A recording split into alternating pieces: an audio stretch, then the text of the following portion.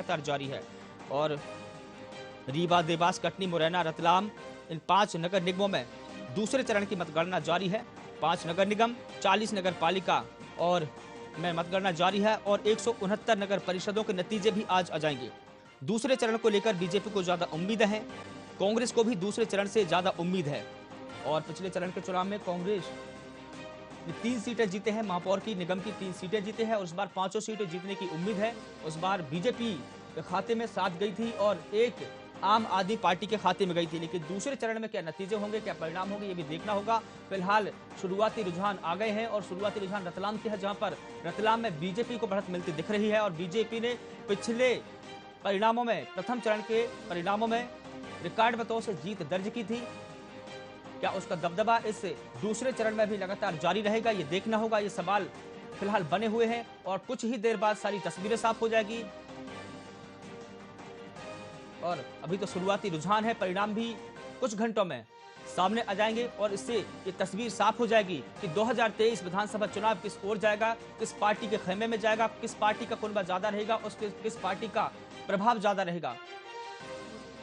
तो मध्य प्रदेश के निकाय चुनाव को 2023 विधानसभा चुनाव के सेमीफाइनल के तौर पर देखा जा रहा है।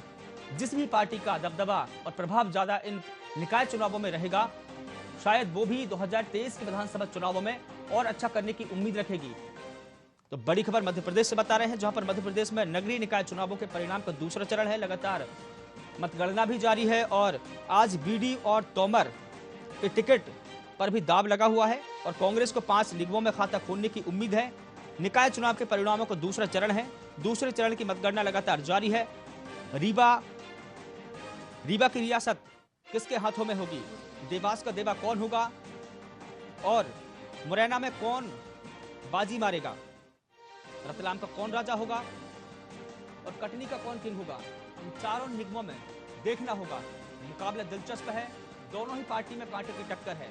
अगर तीसरी पार्टी इंटरफेयर नहीं करती है तो शायद देखना होगा कि कांग्रेस और बीजेपी दोनों में से किसी एक के खाते में सीटें जा सकती है, उम्मीदें भी है। जैसा कि हमने पहले चरण के परिणामों में देखा है कि तीसरी पार्टियों ने बीजेपी और कांग्रेस का खेल बिगाड़ा है। अगर हम बुरहानपुर की बात करें तो बुरहानपुर में AIMIM ने कांग्रेस का खेल बिगाड़ दिया और बीजेपी को इसका सीधा फायदा हुआ।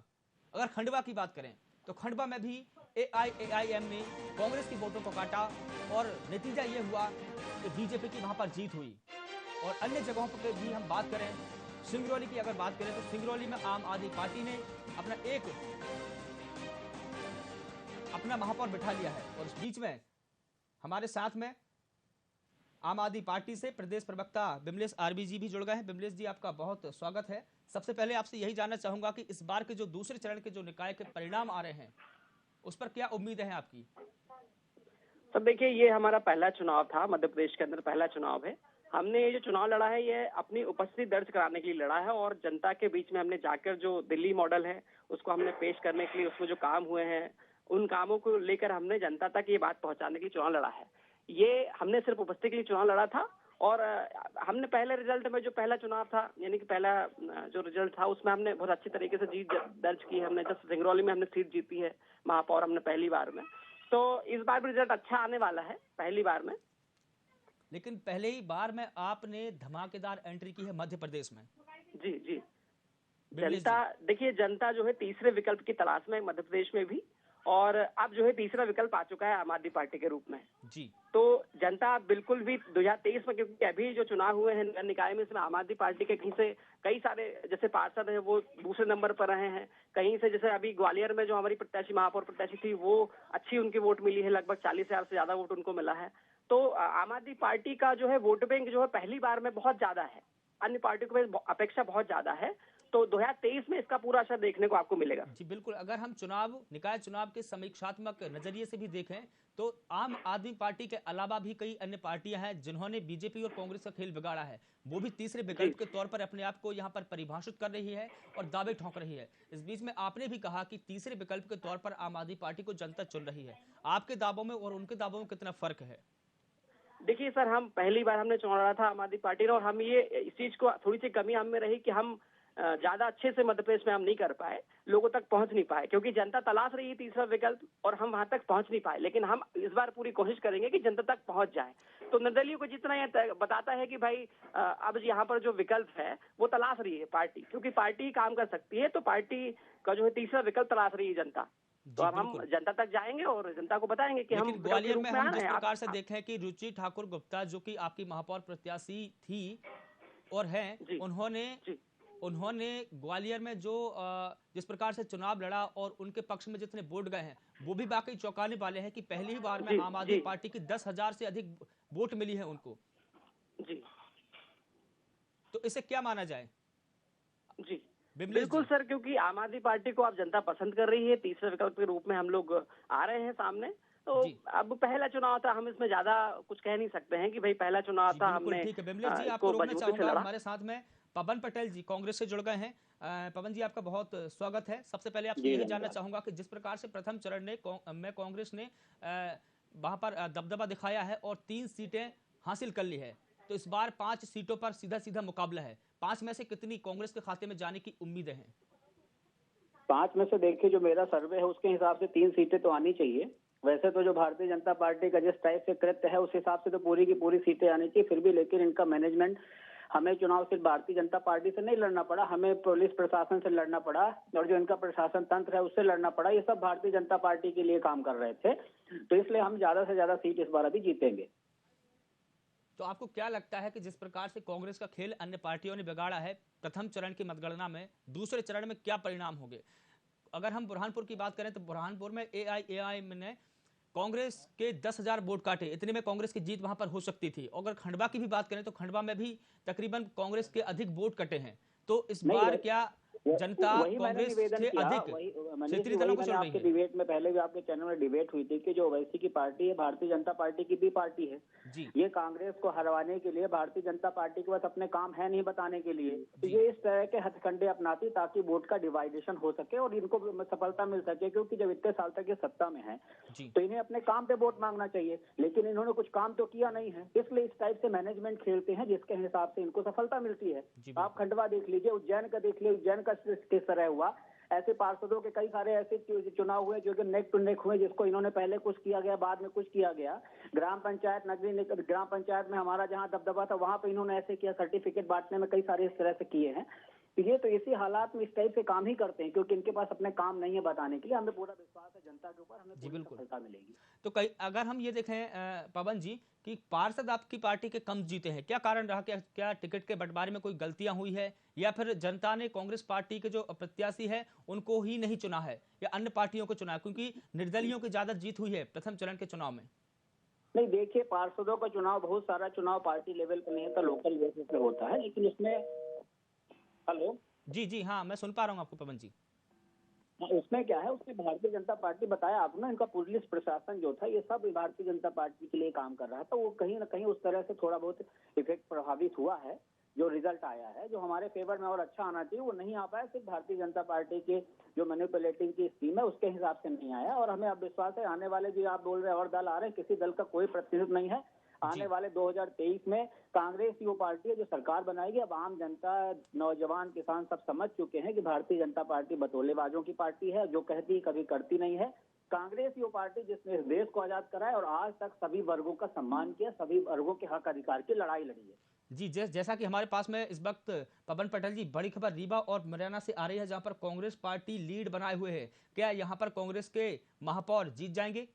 कांग्रेस 101% मुरैना में जीतेंगे। मैं आपको अभी आपके चैनल के माध्यम से कह रहा हूँ, लास्ट में रिजल्ट देख लीजिएगा, अच्छी ताबड़तोड़ मतों से जीतेंगे मुरैना में। जी, और रीवा के भी यही हालात है। रीवा में भी लगातार कांग्रेस लीड बनाए हुए हैं इस वक्त। ये बड़ी जी खबर जी, आपको बता रहा हूं मैं। दोनों जगह हम जीतेंगे बड़ी अच्छी तरह से, रतलाम भी जीतेंगे। रतलाम भी आप जीतेंगे, रीवा भी आप जीतेंगे और मुरैना भी जीतेंगे। जी जी बिल्कुल ठीक है। लेकिन हम जिस प्रकार से देखें, अभी हम जिस बातों पर चर्चा कर रहे थे, जिस मुद्दे को लेकर हम चर्चा कर रहे थे, मुद्दा हमारा ये था कि तीसरी जो विकल्प के तौर पर पार्टी, जो अन्य पार्टी है, अपना दावा ठोक रही है। लेकिन हम उदाहरण के तौर पर अगर हम देखें तो सिंगरौली इसका ताजा तरीन उदाहरण है। नहीं, सिंगरौली में ठीक है, आम आदमी पार्टी आई, कई जगह क्या है समीकरण ऐसे बन जाते हैं, लेकिन अभी निकट भविष्य में कोई अपने मध्य प्रदेश में कोई तीसरे विकल्प की जरूरत नहीं है, क्योंकि कांग्रेस पार्टी ही है हर आदमी कांग्रेस पार्टी की तरफ से आस भरी नजरों से देख रहा है। कोई तीसरा विकल्प अभी यहाँ सवाल नहीं उठता। कांग्रेस ही पूरे दमखम से सरकार बनाएगी। जी बिल्कुल। अब एक बात तो ये तय हो गई है कि जनता सीधे तौर पर नाराज चल रही थी, लेकिन नाराज किससे थी?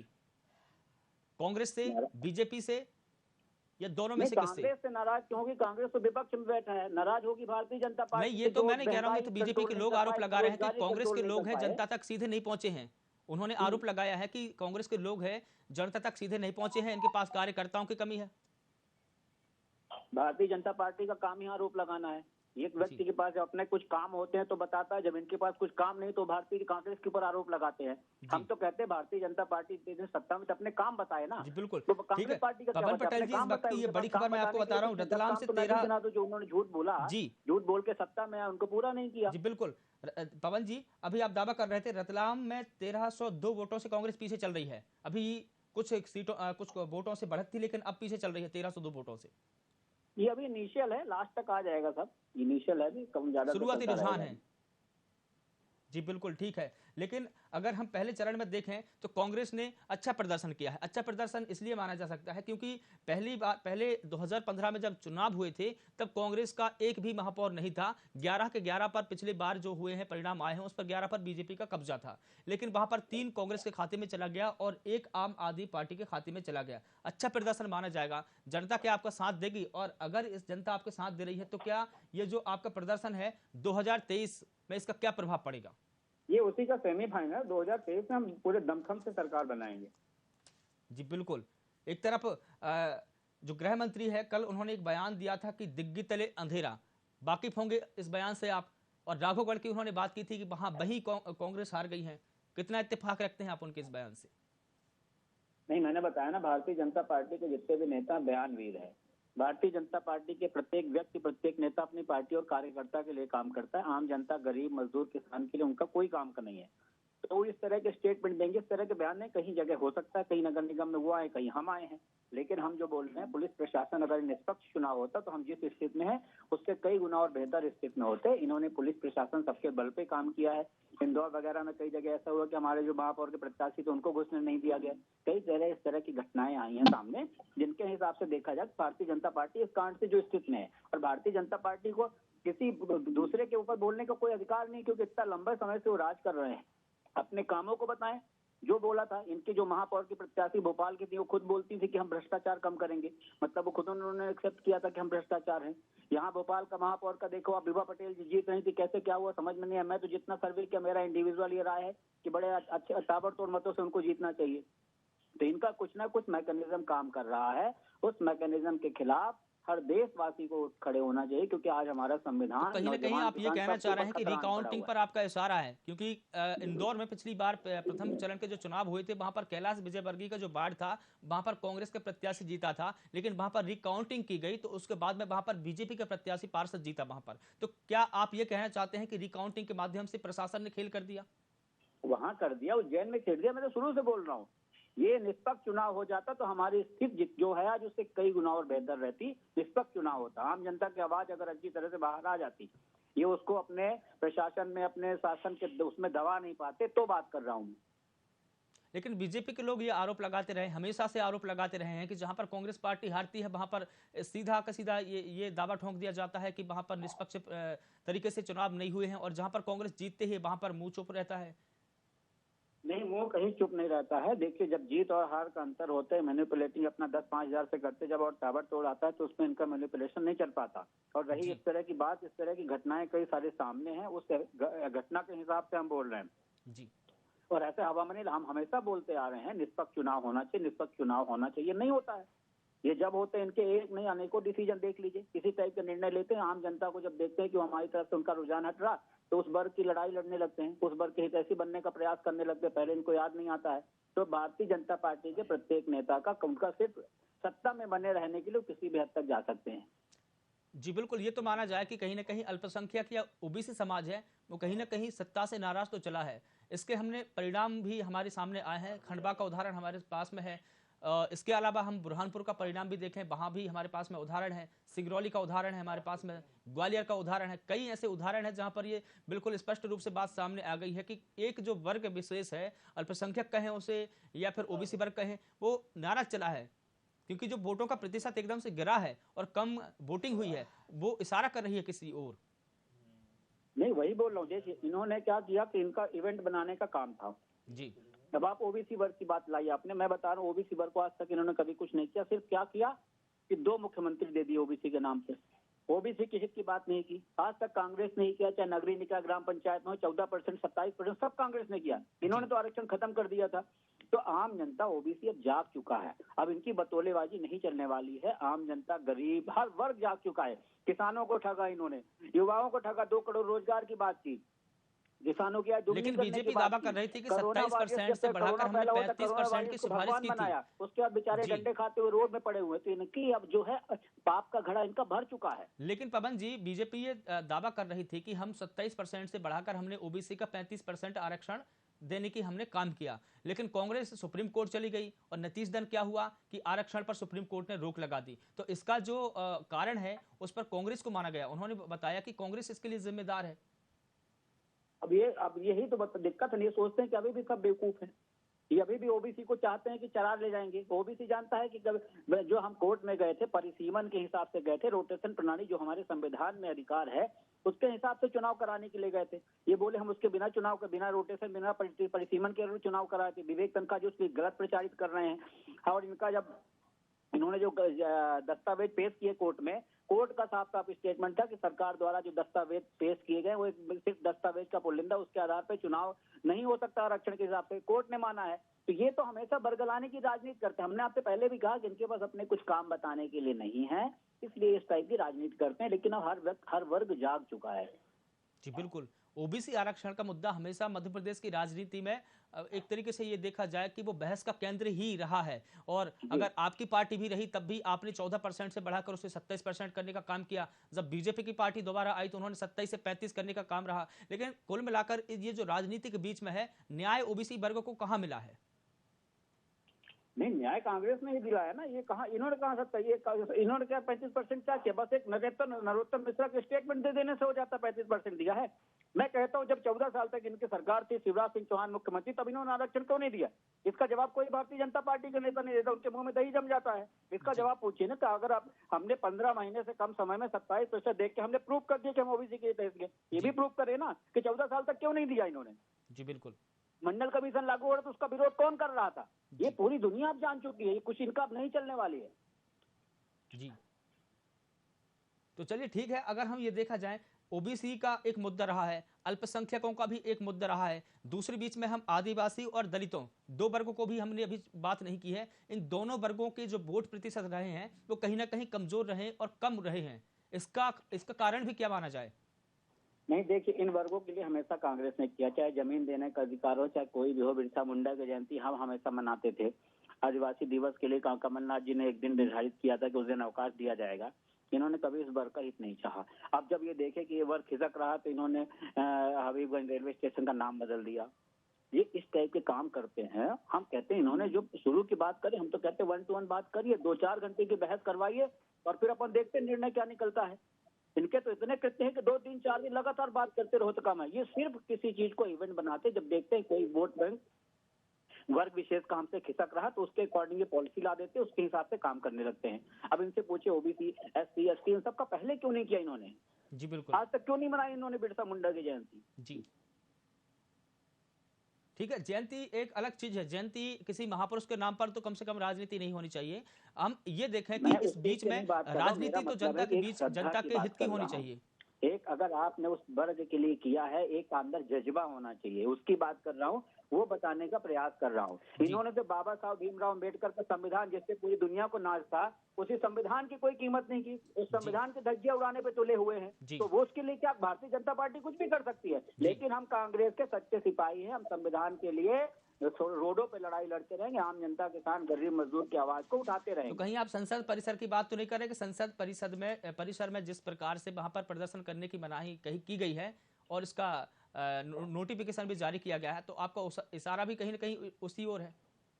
नहीं, वही तो बता रहे, तानाशाही चालू है इनकी। ये तो अगर 1-2 साल चुनाव आ जाए, मैं तो आपके चैनल के माध्यम से इस पूरे प्रदेश की और देश की जनता से विनती करता हूं कि आप कांग्रेस भाजपा की बात बाद में करना, विचारधारा हो सकता है अलग हो, लेकिन यहाँ पे काम भाजपा और कांग्रेस का नहीं है। यहाँ पे काम है हमें अपने देश को बचाने का, अपने संविधान को बचाने का, गरीब मजदूर किसान को बचाने के लिए। हम तो हर आम जनता से आह्वान करते हैं कि इस बार आप कांग्रेस का साथ दीजिए, ताकि इनकी जो तानाशाही है वो कम हो सके और हमारे बाबा साहब का संविधान सुरक्षित रह सके।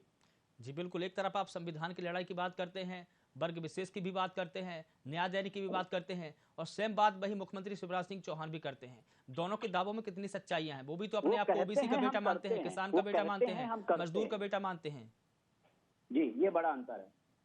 वो भी अपने आप को किसान का बेटा मानते हैं और ओबीसी वर्ग से भी आते हैं। 750 किसान इनके नरेंद्र मोदी के जमाने में मर गए, वही 750 किसानों को आतंकवादी बोलते थे, और जब इनको उत्तर प्रदेश का चुनाव नजर आया तो फिर उसको भगवान बना के उनको किसान बिल वापस ले लिया। उस 750 किसानों की मौत का जिम्मेवार कौन है, जिनको नरेंद्र मोदी जी आतंकवादी बोलते थे? किस हिसाब से आप उसकी पीड़ा समझिए, उस बेटे की पीड़ा समझिए जिसका बाप उस आंदोलन में मरा होगा, ये कहते हुए इन्होंने कि आतंकवादी है।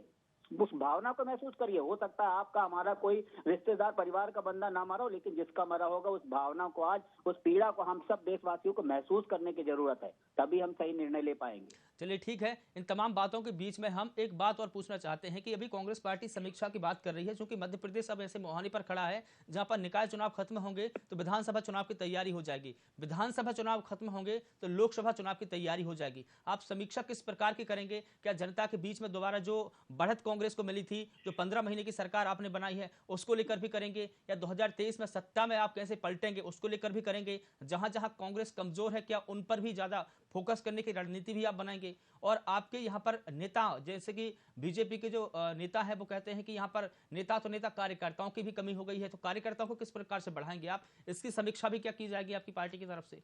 नहीं, देखिए, हमारे पास तो कार्यकर्ता नेता अधिक, तभी तो भारतीय जनता पार्टी के पास चले गए। कमी उनके पास थी, तब हमारे वालों को लिया है। आप ये बेसिक फंडा समझ, जिसके पास कमी होती है वो लेता है ना जी।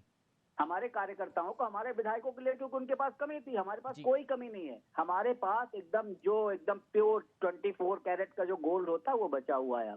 जो इस टाइप के लोग थे वो सब चले गए। अब वो उस लड़ाई लड़ेंगे, बेस जो आधार मजबूती से लड़ाई लड़ेंगे और हम विजय हासिल करेंगे। जी, समीक्षा की हम बात कर रहे थे, तो समीक्षा किस प्रकार की आप करने वाले हैं?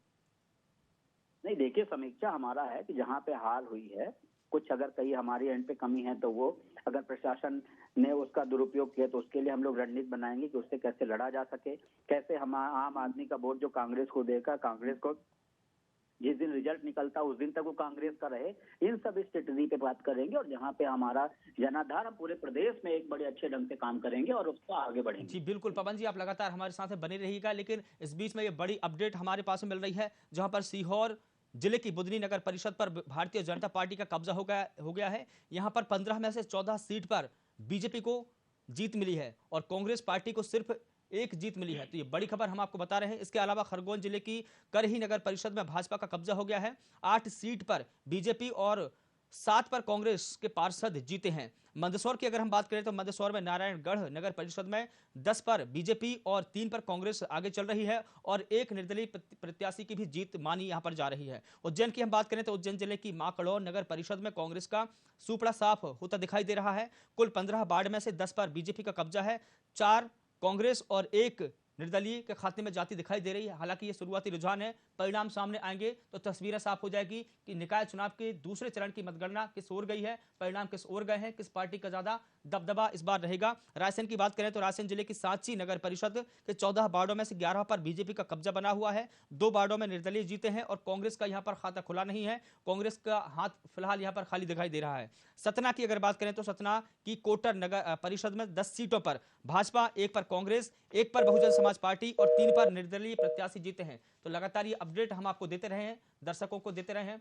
और आप हमारे साथ में जुड़ने के लिए पवन पटेल जी, आपका बहुत शुक्रिया, धन्यवाद। तो ये बड़ी खबर हम आपको बता रहे हैं, जहां पर लगातार मध्य प्रदेश में निकाय चुनाव की दूसरे चरण की मतगणना जारी है और इस बीच में सीहोर जिले की बुधनी नगर परिषद में बीजेपी का कब्जा हो गया है। यहां पर 15 में से 14 पर बीजेपी को जीत मिली है। कांग्रेस का सिर्फ एक प्रत्याशी ही यहां पर जीत पाया है। खरगोन की अगर बात करें तो खरगोन की करही नगर परिषद में बीजेपी का कब्जा बरकरार है। 8 पर बीजेपी तो 7 पर कांग्रेस के पार्षद जीते हैं और रायसेन जिले की बात करें तो रायसेन की सांची नगर परिषद के 14 वार्डों में से 11 पर बीजेपी का कब्जा हो गया है। 2 वार्डों में निर्दलीय प्रत्याशी जीते हैं। कांग्रेस के हाथ सिर्फ 1 वार्ड मिला है, यानी कि कांग्रेस का हाथ फिलहाल खाली है। यहाँ पर भी सतना की अगर बात करें तो सतना की कोटर परिषद में 10 सीटों पर बीजेपी, 1 पर कांग्रेस, 1 पर बहुजन समाज पार्टी यानी कि बसपा और 3 पर निर्दलीय प्रत्याशी जीते हैं। यहाँ पर भी निर्दलीय प्रत्याशियों का दबदबा बना है।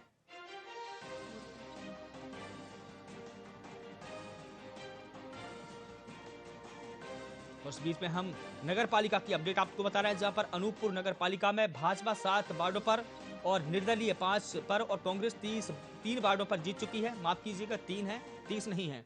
और हट्टा नगर पालिका में बीजेपी और